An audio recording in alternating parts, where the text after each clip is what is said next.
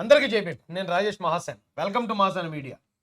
జగన్మోహన్ రెడ్డి గారి క్రూరమైన మెంటాలిటీ తెలియజేయడానికి మరొక సంఘటన వెలుగులోకి వచ్చిందండి. వివేకానంద రెడ్డి గారి హత్య గురించి మీ అందరికీ తెలుసు కదా.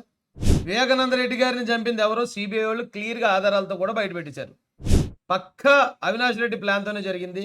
పక్కాగా జగన్మోహన్ రెడ్డికి తెల్లవారుజామున ఈ విషయం తెలిసింది. పక్కాగా కుటుంబ సభ్యులే ఆయన చంపేశారనే విషయం సిబిఐ మొత్తం ఆధారాలన్నీ బయటపెట్టేసింది. అయినా కూడా జగన్మోహన్ రెడ్డి గారు వివేకానంద రెడ్డి గారిని చంపిన వాళ్ళకి శిక్ష ఇవ్వకపోగా వాళ్ళని కాపాడుతూ న్యాయం అడిగిన సొంత చెల్లి సునీతారెడ్డి గారిని నువ్వు అర్జెంటుగా కేసు విత్డ్రా చేసుకుంటావు లేదని ఆయన బెదిరించాడని ఆల్రెడీ సునీతారెడ్డి గారు గతంలో ఒక వాంగ్మూలం ఇచ్చారు. ఆవిడ కేసు విత్డ్రా చేసుకోలేదని సునీతారెడ్డి గారి మీద అలాగే వారి భర్త గారి మీద కేసు పెట్టారటండి.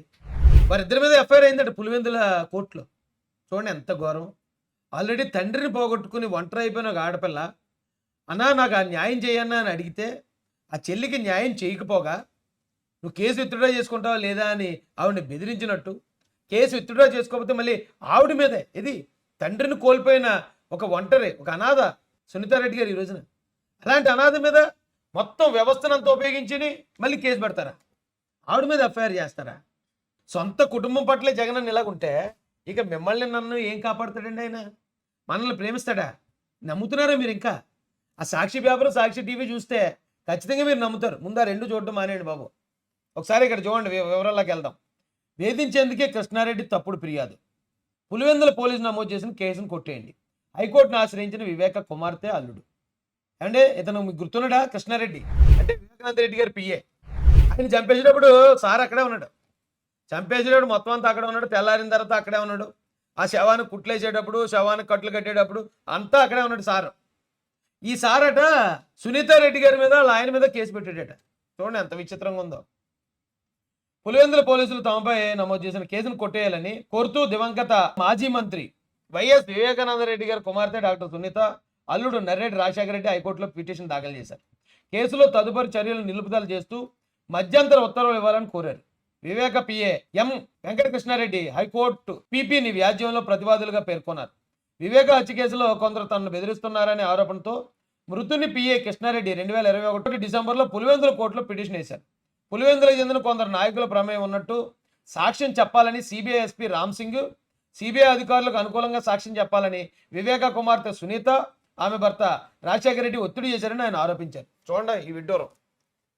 ఈ సార్నట మర్డర్ అంతా దగ్గర నుండి చూసిన ఈ సార్ని సిబిఐ వాళ్ళు వచ్చి ఒత్తిడి చేశారట. ఎందుకు చేస్తారండి? సిబిఐ వాళ్ళకి ఏం కావాలి?